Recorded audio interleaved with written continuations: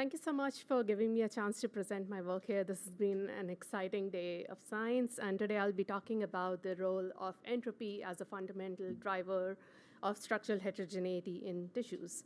And so in our lab, we're really interested in understanding sort of these structure-function relationships in the context of these multicellular tissues. And all of this work is going to be focused on the mammary epithelium, which is a highly branched network, but can be simplified into being thought of as a bilayered epithelium comprised of an inner layer of luminal cells shown here in gold, surrounded by an outer layer of myepithelial cells shown here in purple. And this inside-out morphology becomes central to the organ function, which is to be able to secrete milk. And so we're interested in understanding the rules by which these tissues build themselves through cellular self-organization, and also understand how these self-organization programs might change to give rise to structural breakdown that's the hallmark of invasive breast cancers. And once we know what these rules of self-organizations are, can we now hijack the same rules to engineer tissues that have very specific distributions and very specific structures to now make these functional in vitro models of tissues? People have been studying tissue self-organization for several decades at this point, starting from work from Malcolm Steinberg, where differences in the mechanical properties of the two cell types drive cell sorting behaviors. Specifically, each of these cell types has a specific interfacial tension, and this gives rise to a total mechanical surface energy of a tissue. And these tissues will undergo a series of cellular rearrangements in order to minimize this surface energy of the tissue. So in our lab, we can isolate these cells from patient tissues and make a series of biophysical measurements. Previous work from our group has shown that these two cell types differ very strongly in the ability of these cells to adhere to the extracellular matrix, where the MEP cells shown in purple have a strong affinity for the ECM, and hence they can spread out a lot, whereas the LEP cells have very low affinity and do not spread at all. We can use these biophysical measurements to build a computational model to now quantify this relationship between tissue configuration and the surface mechanical energy. And unsurprisingly, our model would predict that the minimum energy structure does indeed correspond to a structure that puts all the MEPs at the edge of the tissue and all the LEPs in the core of the tissue. However, when we go and take a snapshot of the human breast, we realize things are a lot more complicated. There's also a lot of heterogeneity.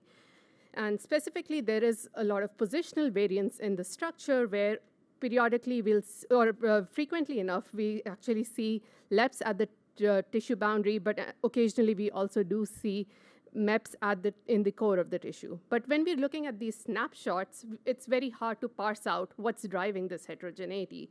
There's a lot of variables. For example, there might be local differences in cell proportions, geometry, and so on and so forth. So can we now study the structural emergence and variance in a much more controlled way?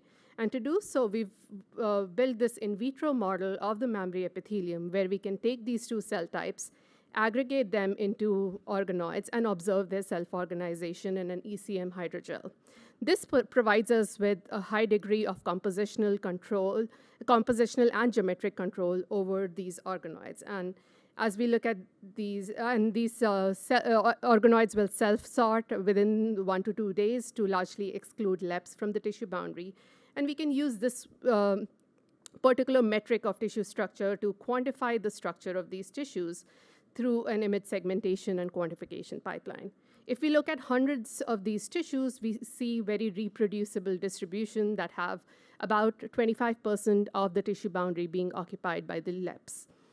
In fact, this is not just a property of tissues in space, but if we look at a single tissue over time, what we see is, and this is a movie of one of those organoids that I've segmented out, that these structures are also very dynamic in time. These tissues appear to be sampling different configurations over time. And if we quantify the structure, we see these structural fluctuations about an average structure.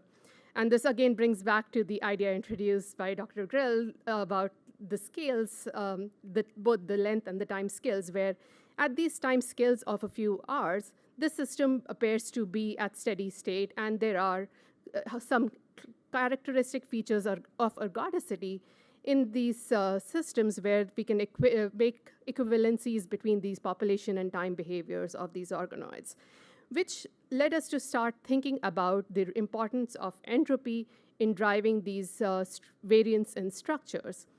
To get to a truly random distribution of structures, we also made organoids that contained a single cell type. So now these are all MEP cells. We just label them with 2 different target fluorophores.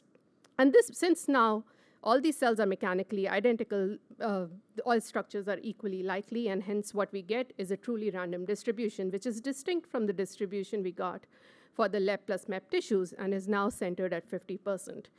A simple way to think about how this distribution arises is through the idea of structural degeneracy, where we can think about the tissue as having these 2 components, a boundary compartment and a core compartment, and now we have a certain number of blue and purple cells, and how many different ways can we get different configurations. So using this simple combinatorics, we can build a theoretical framework to describe these structural distributions, which match almost identically with our experimentally measured data.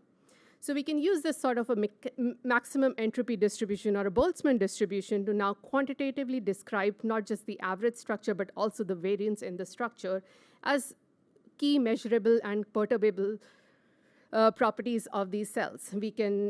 Where the mechanical energy of the system arises from these interfacial tensions, from these cell-cell and cell-ECM interactions, and the entropy arises from these degeneracy of states.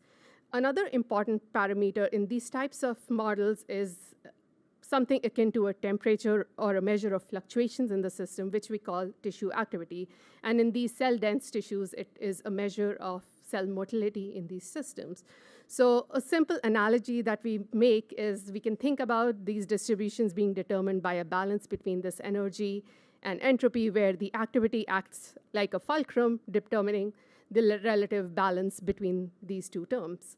So in the case of those MEP-only spheroids, where there was really no energy difference, no mechanical potential, we get a disordered state driven purely by entropy. Whereas in the context of these LEP plus MEP organoids, where we have these strong energetic constraints on the system, we get a very ordered system.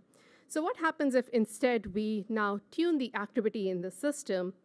We would predict that if we lower the activity, we're just shifting the sort of the liver length, and we can still get a more ordered system. And in these cells, a lot of this activity is actually generated by the ability of the MEPs to generate forces by pulling on and engaging the extracellular matrix. So we culture these organoids in the absence of those extracellular matrix cues in agarose microvels, which simulate a low activity condition. And here just some time-lapse movies to show that indeed in the movie on the right, the cells are a lot less dynamic than they are in the movie on the left. And when we measure the interfacial tensions, because now in agarose there are no ECM tensions, but there are differences in cell-cell adhesions that are driving the cell sorting, we actually have a much shallower energy gradient, and in fact it is opposite in direction, which is why you get the LEPs to be on the edge of the tissue. But in fact, because we have such low activity in this system, we can again get a really robust cell sorting even when we have a much shallower energy gradient.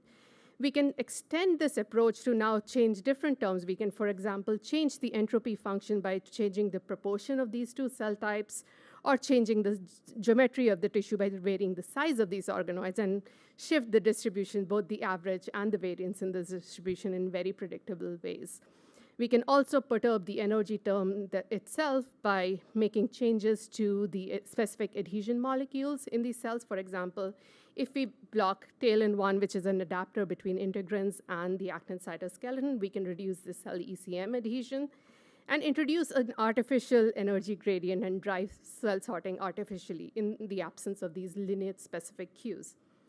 We're also really interested in expanding this to better understand how tumor cells need to change mechanically in order to become invasive, and how this invasion is actually a probabilistic process.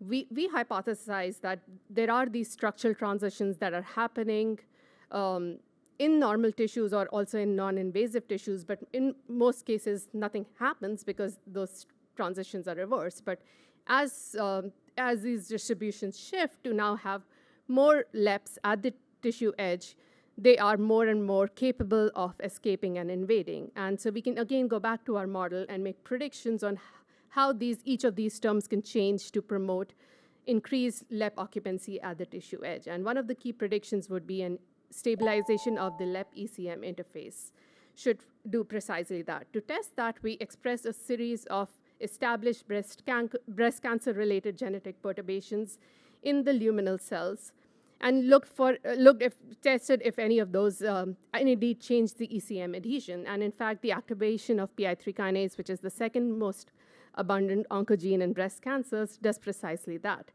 It makes these cells very adhesive to the ECM, and when we aggregate them with normal myoepithelial cells, these tissues are pretty disorganized, as we showed here.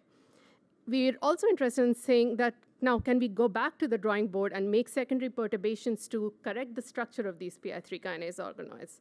We've shown that what's changing in the PI3 kinase organoids is this energy.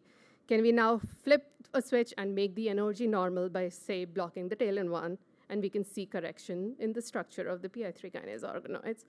Or we can reduce the activity of the PI3 kinase cells by treating the cells with an inhibitor for AKT, and again see a correction in the structure of these tissues. And through this dynamic regulation of the activity and the mechanics of these cells, we can very predictably control the structure of tissues. And this provides us a lot of insights, not only on how we explain structural heterogeneity in vivo, but also how we might be able to control structure in vitro. It also gives us insight into thinking about probabilistic processes such as cancer invasion in terms of statistical properties of these tissues, and also thinking about how we can apply these statistical framework to other problems at other lengths and time scales. For example, how cells might differentiate in response to microenvironmental cues, or how morphogenesis might occur in the presence of different energetic or entropic constraints. And with that, I'd like to thank you all for your attention, and thank everyone who's worked on this project, especially my supervisor, Zev, and Jennifer, who was a former graduate student, and a special shout out to the theory group at the Biohub. And this has been a true example of how collaborations between theory and experimentalists can really help everyone get to do better science. Thank you.